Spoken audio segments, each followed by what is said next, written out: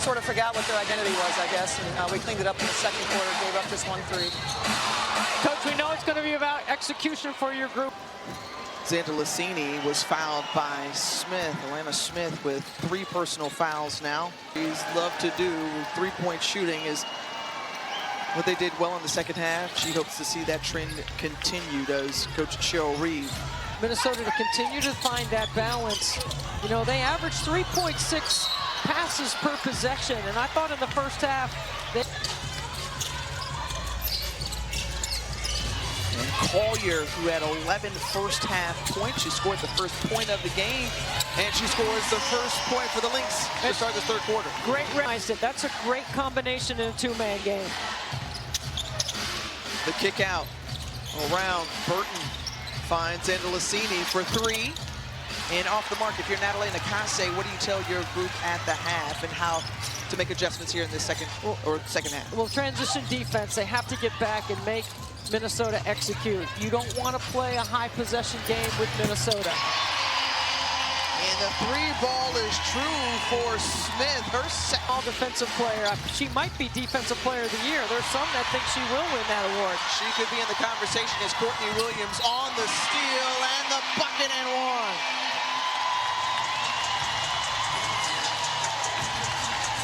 The pace, the speed, the athleticism. And one half of the dynamic stud-bud duo. We saw our partner, Letitia Heidemann, coming off in the Target Center. The cover of Vogue and all that jazz as Carl Williams.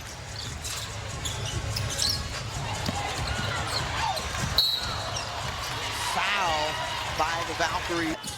3 Eastern over on ABC when ours concludes. Courtney Williams there with the mid-range, and that was a tough contested shot on the floor that they've scored in their last 20 possessions, have the Lynx going back to that second quarter. So they have found their rhythm. And out of that timeout, we saw Golden State take.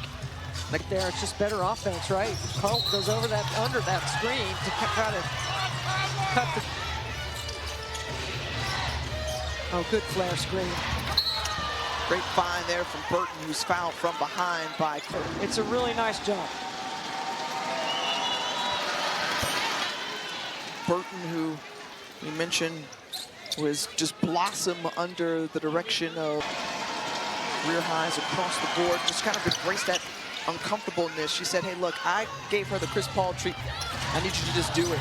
And that's exactly what Burton's done. Can she do it on the defensive end? Great look for 3 from Fee, and she knocks it down. We've seen a sprinkle of zone here and there off a dead ball situation. Again, a zone possession. Well, Burton tried to get it in there, back bin lay, but the Lynx get a hand. They got to get a few stops in a row and a few scores in a row. Zipped around quickly out the hands of McBride from downtown. The other thing the second half is they've gone deeper into the shot clock. As Courtney Williams runs right in that expansion draft. McBride bounce pass in to Fee. You just need one dribble to improve that angle because there was a mismatch on the block.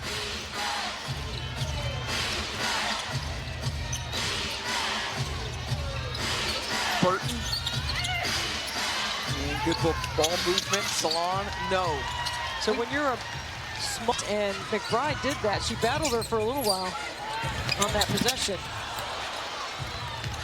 Quality of Minnesota and just what it looks like also in these playoffs says, how about that takeaway started by Williams, kickball, and it's gonna... Major emphasis in the game. Their contact made zone, and then she inverts to the block the last 2 possessions. And she's changing the space because she demands a double. So you see, Bridget Carlton gets a wide open post. That's another one of those speed, balance, rhythm, and quickness fouls that we were just talking about. Freedom, the first team, all defensive team in the W. Well, she's got size, she knows schemes, she's athletic, and she's experienced. Trying to get some separation there on the shot, and Zandalazini is fouled by McBee, electing not to use one of two challenges. Change your scheme, change your ball screen coverage, or run a certain set. But I think this one's going inside to the... Have one of the best players in the world in Nafisa Collier on your team, but also you've got sharpshooters like Kayla McBride who keeps stepping up year after year. It's a great screen by Collier. Salon with an open look for the triple. Smith wrestles away that rebound. So watch the ball so perfectly. Hard to really disrupt her rhythm. In this 2025 campaign, one of the more efficient shooters. And how about Courtney Williams? We saw, again, the stud buds, Letitia Heidemann doing her thing in the first half. Courtney Williams making an impact on defense in this third quarter. Tougher to make shots now for the Valkyries. I think they need to try to get some rim presence. What a find and a cut to feed. Williams to feed for two. 18-point lead for the Lynx. Has that one stripped away. Fee can handle the rock poke from behind by Burton out of bounds. 3 quarters. It's got to start on the defensive end if they're going to get back into it. That's what they pride themselves. Defense to offense. A good example right there on cue. Kate Martin with the steal. She tries to get rewarded on the other end and does as she knocks down the transition 3. Kate Martin is such a great three-point the arc, so you got to find her in transition.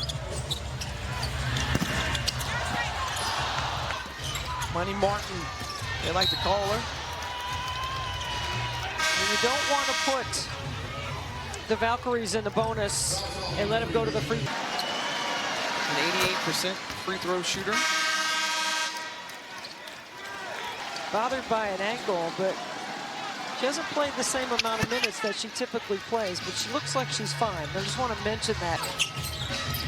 These Minnesota Lynx championship contenders yet again. Led by Nafisa Collier. Off-balance shot still rolls in. Oh, that is so tough. So that one was about an 8. Burton. Won't see that one.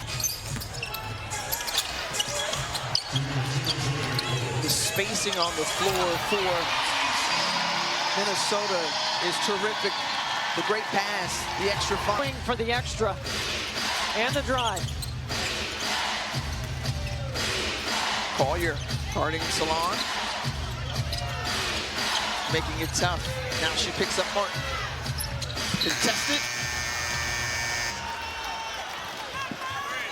And Martin go to the floor after Collier is called for her 4th OC. The defending champion New York Liberty on the road in Phoenix for game 1 as Courtney Williams comes.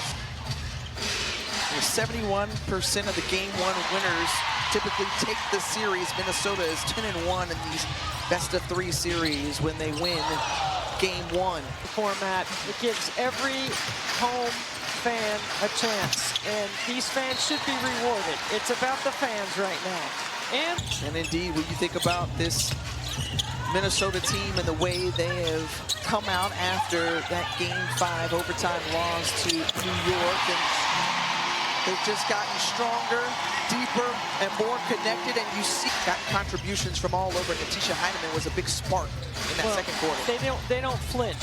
They have veteran experience. They have been to the playoffs and have been to the very end, to the last possession.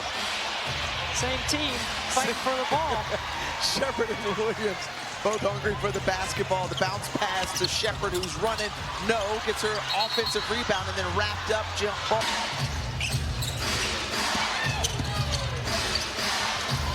Shift from Zandalazini to Martin in the corner. Smith Valkyries 28-10. And nice cutting action foul from Liliana Rupert. Flaps, and then the backside dive. It's well designed. Mikase,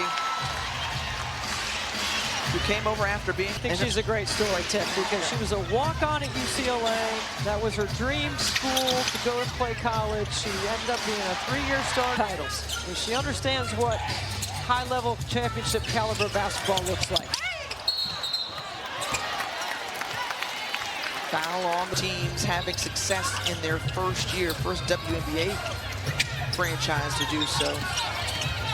They've gotten here to this point. They could have been as high as a 6 seed. Yeah, this is a good team. I mean, this is just, Minnesota is a championship caliber, ready to win, wants the title, has all the elements, ball pressure. I really don't, they've got all of it. Now, there is a matchup that might bother them. That is somebody with a lot of size in the paint. I was going to say, if you look ahead to what Phoenix or New York in the Liberty have that said size that you speak of. They got a lot of size and versatility. Jonquel Jones is a matchup issue for everyone in the league at 6'6" with her skill set.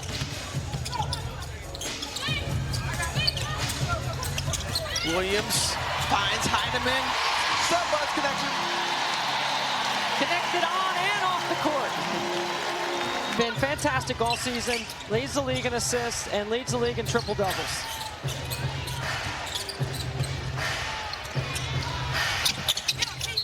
Right now, you're sensing, hey, how does Minnesota? I don't think she's worried about. I mean, they had the best record all season. They've beaten every team in the league. And I'm not just, moving on Minnesota past Golden State yet. We haven't been to Bahali, and we're going there on Wednesday. Yeah. We're going to Valhalla. That is a real thing. They led the league in attendance. They have done putting this franchise together in 10 months or so. Let's take a look. ESPN just about, or on ABC rather, in 5 minutes, and then later here on ESPN, Liberty Mercury, and then the Storm to figure out the seeding for these playoffs. Aces red hot, 16-game winning streak to close out the regular season. I mean, just too much Minnesota. The depth and the turnovers, especially the live ball turnovers in the second half, allowed Minnesota to separate. Turnovers like that, where you can't defend, rolling downhill, and they've got great speed in the backcourt. But Minnesota is the one that kind of picked up after starting slow from beyond the arc. 7 of 14. 23 wins, and they have 8 different people in their organization that have won WNBA titles, including Natalie Mikasa, who has on the floor along with Laurie Cassou. And this was a highly competitive first half and a first quarter lead by the Valkyries.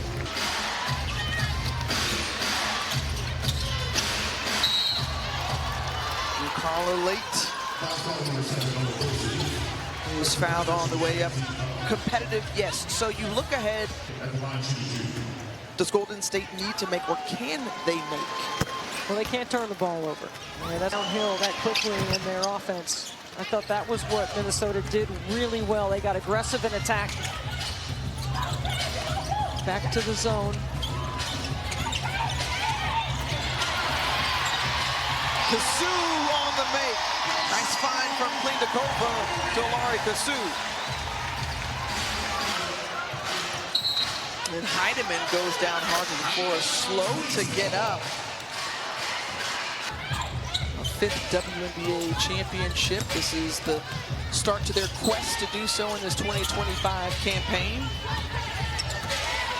And the excellence that has been this Minnesota franchise. And Cassou with another nice take. She's able to develop these players to get the best out and work with her system. I mean, that's 40. Afters, along with Maya Moore, they teamed up for a couple of Lynx championships. Sue Bird in that class also. At the first quarter, with a 7-point lead. And then since then, they've had 50, and the Valkyries haven't been able to set up that leading scoring defense. And their field goal. Cassou over, there's Heidemann. Heidemann being guarded by Keaton Chin over to Cameron Taylor. Turnaround Jay won't go.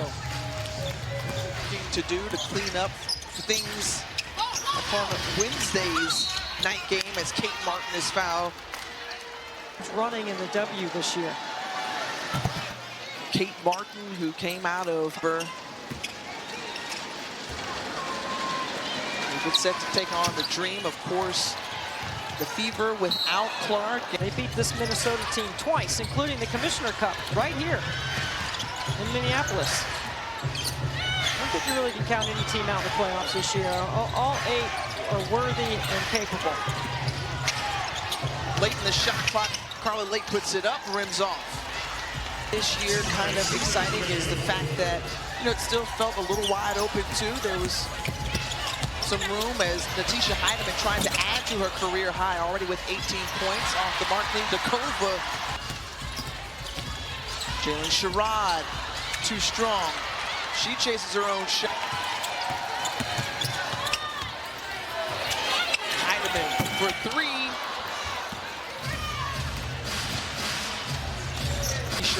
Here, Caitlin Chin. We'll have to keep an eye on Heidemann for Wednesday. She's still holding on to that right leg, lower leg. And one of those iron women in the WNBA as Kate Martin knocks down her second 3 after trailing by 7 in the opening quarter. Final minute of this one. Quarter on. Really got their footing and pacing. Nafisa Collier had another 20-point game, her 9th 20-point game in the playoffs.